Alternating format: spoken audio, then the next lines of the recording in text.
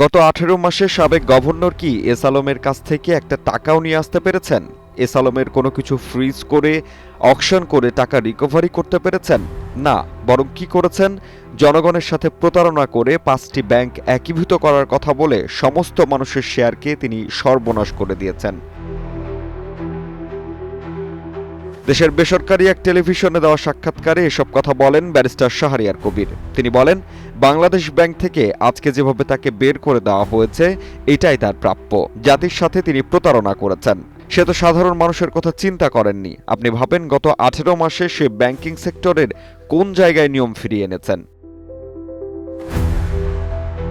ব্যারিস্টারের মন্তব্যের পরদিনই অর্থাৎ আজ বিভিন্ন গণমাধ্যমে সাবেক গভর্নরের রিসোর্ট ও স্পা সেন্টারের তথ্য উঠে আসে। টাঙ্গাইলের বাসাইলে দাপানজোর এলাকার ওই রিসোর্টটির পাশে থাকা একটি স্কুলের গেট একই সাথে তৈরি করা। একই গেট ও রাস্তা ব্যবহার করে স্কুল ছাত্রী ও অতিথিরা রিসোর্ট ও স্পা সেন্টারে যাতায়াত করছেন। এ নিয়ে উদ্বেগ ও ক্ষোভ প্রকাশ করেছেন স্থানীয় বাসিন্দারা। স্পা সেন্টারটির মালিক বাংলাদেশ ব্যাংকের সদ্য বিদায়ী গভর্নর আহসান হাবিব মনসুর। অভিযোগ উঠেছে, রিসোর্ট নির্মাণের সময় পৃথক প্রবেশপথ বা সীমানা প্রাচীরের ব্যবস্থা করা হয়নি। এতে প্রতিদিন সকালে ও বিকেলে এক ধরনের মিশ্র পরিবেশ সৃষ্টি হচ্ছে, যা নিয়ে অস্বস্তি প্রকাশ করেছেন অভিভাবকরা।